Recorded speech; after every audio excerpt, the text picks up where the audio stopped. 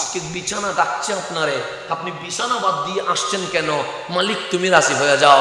ফজর পড়েন কেন? মালিক তুমি রাজি হয়ে যাও। এই যুবকগুলো সিনেমা নাটক জানায় না গিয়ে আজকে হাবিবের প্রেমের বাগান সাজিয়েছে কেন? বলবে মালিক তুমি রাজি হয়ে যাও। আসমানের কুটি নাই দাঁড়িয়ে আছে, আসমান কিরে কুটি ছাড়া দাঁড়িয়ে আছিস কেন? বলবে মালিক তুমি রাজি হওয়ার জন্য। জমিনের নিচে পানি, জমিন লড়েও না সরেও না, কারারা স্থির হয়ে আছে। কিরে জমিন স্থির হয়ে আছিস কেন? বলবে মালিক তুমি রাজি হয়ে যাও। আমার বাবা আদম সফিউল্লাহ 300 বছর লাগাতার কেঁদেছে রব্বানা জালামনা বলে বলে। ওগো বাবা কাঁদছেন কেন? সে মালিক তুমি রাজি হয়ে যাও। খলিল আগুনে পড়ে গেছে, হযরতে জিবরিল আমিন আসছে, ডাক দিয়ে বলে তাহতা কানার, তোমার নিচে আগুন, হাল্লাকা হাজা, সাহায্য লাগবে? খলিল বলে লা লাগবে না, চলে যাও। জিবরিল বলে কেন? সে আগুন যদি আমারে পুরাইয়া ফেলে আমি পুরে ছাই হয়ে যাব, এরপরেও আমার মালিকরে আমি রাজি করতে চাই।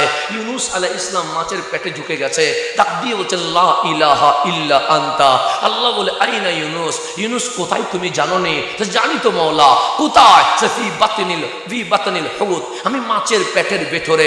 আমার মালিক বলে ভয় পাচ্ছ না ইউনুস? ইউনুস বলে মালিক তোমার যদি মন চায় সমুদ্রের মাঝখানে ফেলে দাও আমারে, তোমার যদি মন চায় সমুদ্রের চওড়ায় আমাকে ফেলে দাও, তোমার যদি মন চায় পাহাড়ের চওড়ায় আমারে ছেড়ে দাও, যেখানে ইচ্ছা সেখানে ছেড়ে দাও। গভীর মনোযোগ। তাহলে ইউনুস আলাইহিস সালাম মাছের পেটে গিয়েও বলছে লা ইলাহা ইল্লাল্লাহ, কেন? আল্লাহরে রাজি করার জন্য। নবী রাসূল বলে মালিক তুমি রাজি হয়ে যাও, ওলি গৌস কুতুব আবদাল বলে তুমি রাজি হয়ে যাও, আসমান জমিন বলছে তুমি রাজি হয়ে যাও। আল্লাহ বলে ওয়া রাফা'না লাকা যিকরাক, হাবিব আমি কেন আপনার জিকির বাড়িয়েছি জানেন? হাবিব বলে কেন? সে পুরা মাখলুকাত বলছে আল্লাহ রাজি হোক, আল্লাহ রাজি হোক, আর আমি আল্লাহ বলছি লাকা আইলিরি দাই ইয়া রাসূলুল্লাহ, সবাই চায় আল্লাহ রাজি হোক, আল্লাহ চায় হাবিবুল্লাহ যেন রাজি হয়ে যায়। তাহলে আল্লাহ আল্লাহ হয়ে কারা রাজি করতে চায়? হাবিবকে রাজি করতে চায়। আল্লাহ বলে আমার নবী রাজি হইলে আমি রাজি হয়ে যাব, আর আমার নবী যদি রাজি না হয় আমি জীবনে রাজি হব না। সেই জন্য আমার রাসূল নিজের অ্যাড্রেস দিয়েছেন, নিজের পরিচয় দিয়েছেন, নিজের আইডেন্টিটি দিয়েছেন। আজকে যে আমরা ঈদে মিলাদুন নবী পালন করছি, যারা করে না ওনাদের উচিত মিলাদুন নবী করা। যদি বলেন কেন করা উচিত, একটু গভীরভাবে খেয়াল করবেন। মুসা আলাইহিস সালামের দ্বীনের নামও ইসলাম, খলিলুল্লাহর দ্বীনের নামও ইসলাম, ঈসা রুহুল্লাহর দ্বীনের নামও ইসলাম, কিন্তু ওনাদের ইবাদতের ঘর ছিল নির্ধারিত। এটা যদি 2 মাইল দূরে হয় আপনাকে 2 মাইল দূরে যেতে হবে, এটা যদি 1 মাইল দূরে হয় আপনাকে 1 মাইল দূরে যেতে হবে। জায়গায় জায়গায় মসজিদ বানানোর কোনো অধিকার, কিন্তু আপনি ঘরে নামাজ পড়লে নামাজ হয়ে যায়, রাস্তায় নামাজ পড়লে রাস্তায় নামাজ হয়ে যায়, মসজিদে নামাজ পড়লে মসজিদে নামাজ হয়ে যায়, আপনি বিমানে নামাজ পড়লে নামাজ হয়ে যায়, জাহাজে নামাজ পড়লে নামাজ হয়ে যায়। কেন? জীবনে কখনো জিজ্ঞেস করেন নাই কেন? আগেও তো নবী রাসূল আসছিল, প্রত্যেকের ইবাদত ঘর ছিল নির্ধারিত। আর কামলিওয়ালা বলে উম্মত, যেদিন মা আমেনার ঘর থেকে আমি নবী মক্কার জমিনে কদম রেখে দিয়েছি, জমিনের সাথে নবীর কদম লাগতে দেরি পুরো বিশ্ব মসজিদে রূপান্তর হয়ে গেছে। এটার নাম রহমতুল্লিল আলামিন। নবী না আসলে যেখানে সেখানে নামাজ পড়লে হবে?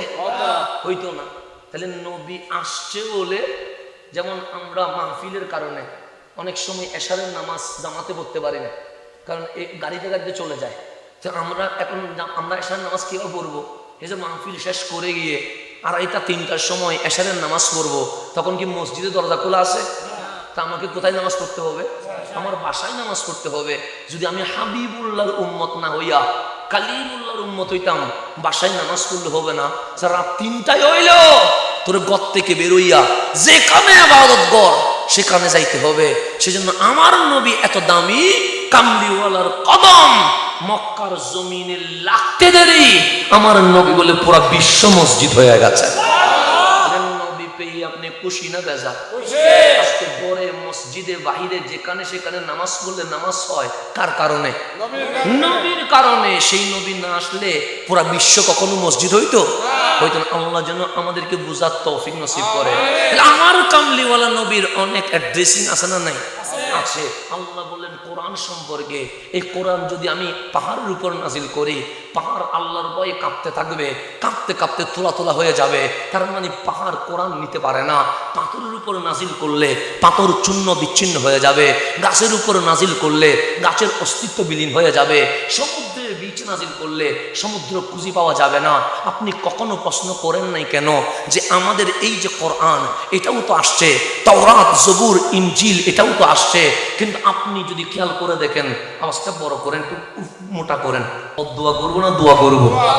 কখনো বদদুয়া আমি মা বাবাকে বলে যাই, সন্তান যদি অবাধ্য হয় ভুলেও বদদুয়া করবেন না। কেন? মা বাবার বদদুয়ার সাথে সাথে কি হয়ে যায়? দোয়া করবেন আল্লাহ যেন হেদায়েত নসিব করে। একদিন, 2 দিন, 3 দিন পর দেখবেন সন্তান অটোমেটিক ভালো হয়ে যাবে। আল্লাহ যেন আমাদেরকে দোয়া করার তৌফিক নসিব করে। আমার নবীজিও বদদুয়া করে নাই, আমরাও বদদুয়া করব না। আমাদেরকে গালি দিলেও আমরা বদদুয়া করব না, আমাদেরকে আঘাত করলেও আমরা বদদুয়া করব না। আমরা দোয়া করব আল্লাহ যেন বুঝার তৌফিক নসিব করে। আমি এতক্ষণ কথা বলছি, প্রায় 20 মিনিট তো হয়েছে। আমি কি মারামারির কোনো কথা বলছি? হানাহানির কথা বলছি? ওকে মেরে ফেলো, কাটি ফেলো, এরকম কোনো কথা বলছি? আমরা জীবনে কখনো বলবো না লাঠি নিয়ে নামেন, আমরা বলবো না লোহা নিয়ে নামেন, আমরা বলবো না পাথর নিয়ে নামেন। যদি সমস্যা দেখা দেয় আমরা বলবো দলিল নিয়ে নামেন। কি নিয়ে নামেন? দলিল নিয়ে নামেন। বাস কোরআন সুন্নাহ নিয়ে আসেন। জুলুস যদি আপনার করতে মন না চায় করবেন না। ঈদে মিলাদুন নবীতে আসতে যদি মন না চায় আপনি লাইট বন্ধ করে ঘরে ঘুমান, আপনার অধিকার আছে, আমার জোর করার অধিকার নাই। কথা ঠিক আছে না? আমরা যারা ঈদে মিলাদুন নবীর র্যালি জুলুস করছি আমরা করব, আমাদেরকে বাধা দেওয়ার কোনো অধিকার নেই। আছে নাই? সুতরাং লাঠি নিয়ে নেওয়ার দরকার কি? লোহা নিয়ে নেওয়ার দরকার কি? পাথর নিয়ে নেওয়ার দরকার কি? এমন আচরণ করেন না যেন আমিও আপনার ভক্ত হয়ে যায়। কথা ঠিক না? আচরণে অনেক কিছু পরিবর্তন হয় কি হয় না? হয়। এখন লোহাটা নামে গেলে মানুষ কি তারা কখনো ভালোবাসবে? লাঠি একটা নামলে মানুষ কি কখনো ভালোবাসবে? পাথর নিয়ে নামলে মানুষ ভালোবাসবে? এখানে ঘৃণা চড়ানো যাবে না, ভালোবাসা চড়ান। দেখেন এই পৃথিবীটাও জান্নাতের বাগান হয়ে যাবে।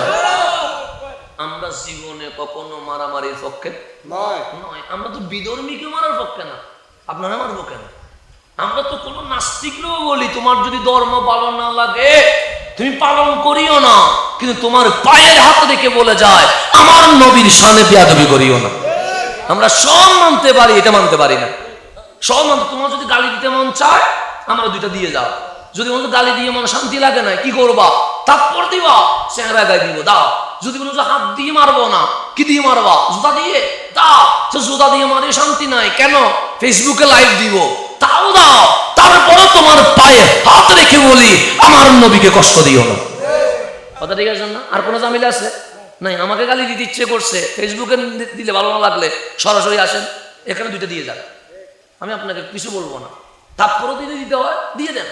যদি লাইভ করুন ফেসবুকে করেন, অসুবিধা নাই। কারণ আমাকে থাপ্পড় দিলেও কি না দিলেও, জুতা দিয়ে মারলেও কি না মারলেও কি, ইজ্জত সম্মানের মালিক কে? আল্লাহ। আপনি আমাকে বেইজ্জত করে কি হবে? আমার আল্লাহ যদি আমার সম্মান বাড়ায় কেউ কমাইতে পারবে না, আর আমার আল্লাহ যদি কমায় কারো পক্ষে বাড়ানো সম্ভব হবে না। কথা ঠিক আছে না? ইজ্জত সম্মানের মালিক কে? তো ইজ্জত কে দেন? আবার বেইজ্জত কে করেন? আল্লাহই করেন। বাস যেটাই হবে ফয়সালা মানি নেন যে হয়তো আমার ভুল ছিল সেজন্য এই ঘটনা ঘটছে, তাহলে আমার উচিত কি তওবা করে আল্লাহর দরবারে ফিরে আসা। তাহলে যেই সমস্যা হবে ইনশাআল্লাহ আমার মালিক দয়া করলে সমাধান হয়ে যাবে। কথা নেই না?